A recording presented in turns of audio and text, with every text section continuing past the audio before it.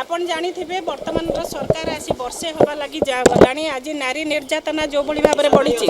आज शिशु मानक मध्य छड़ा जाउनी जो छुआ 7 वर्षर छुआ जे दुनिया देखिनी बापा कौन माँ कौन दुनिया कौन परिवार कौन जानिनी आज से भलिया छुआ को जदि धर्षण करा जाउची ए जगार न्याय कौन अच्छी मु केवल आपण माध्यम सरकार को गोटे कथा पचारि ये सरकार कौन केवल खाइबा लगी आसीचंती येस करबा लगी आसीचंती पीबा लगी आसीचंती ये सरकार रो दायित्व होची महिला को को भली भाव में सुरक्षा दिया जिवो ये सरकार रो दायित्व होची शिशु माने को भली भाव रहबे आउ सामाजिक स्थिति रे को भली भाव में प्रत्येक लोक निजर दैनंदिन जीवन रे को भली भाव में श्रृंखलार सह रहिबे आज न्याय उपर लोक मानकर आशा तुटुची आज जो भली भाव में प्रशासक उपर लोक मानकर आस्था तुटुची निश्चित भाव में विजु जनता दल दृढ़ भाव में निंदा करुची आमे विजु जनता दलर फैक्ट फाइंडिंग टीम आस्थिलु आमे कैपिटल हॉस्पिटल को जाई पीड़िता को भेटिलु तार परिवार को भेटिलु आम पाखरे शब्द नाही को भली भाव में ताको वर्णना करा जिवो एसपी प्रतिश्रुति देइसंदी निश्चित भाव में से लोक आरेस्ट होती किंतु आरेस्ट हेले आमर मन शांति नहीं विजु जनता दल एतिकी चाहूँगी आमर नेता निर्देश देइसंदी जो भली भाव में 24 वर्ष सरकार थिला बेले प्रत्येक लोक न्याय पाउथिले प्रत्येक महिला शांति रे थिले प्रत्येक शिशु निजे केमती स्व इच्छा रे केमती पाठ पढ़िया को जाई पाउथिले केमती घर को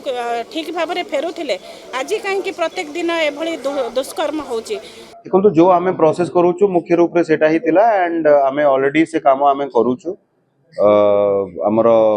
जमती मु कहली केस को त्वरान्वित करी कि आमर चार्जशीट करा हबो एंड आमे केस को फास्ट ट्रैक मध्ये ट्रायल करेबो एंड मैक्सिमम पनिशमेंट सिक्योर करिया पे चेष्टा करिबो। ये सरकार आसीबा दिन ठारू जिल्ला रे आईन श्रृंखला परिस्थिति क्रमागत भाव में आज बढ़ी बढ़ी चली एवं विशेष करी मु कहबी हत्या लुंठन एवं सर्वोपरि दुष्कर्म ये भली घटना केवल पुरी जिलार नुह सारा ओडिशा रे आज ये सरकार गोटे रेकर्ड करिछि एवं विशेष करी देखिबे पिपिली रे गोटे छोट छुआ को किछि दिन तले हत्या कले एवं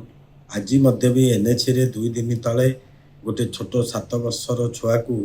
रेप मध्य भी करा जाइछि एवं आउ गोटे दुष्कर्म करी छोट छुआ को से मध्य फेरार अछि। आपण देखिथिबे पिपिली रे जो भली भावे गोटे छोट पिला को दुष्कर्म करा जाइछि या पूर्व मध्य आपण देखिथिबे 11 वर्षीय गोटे गुनी शिशु को दुष्कर्म करी ताकू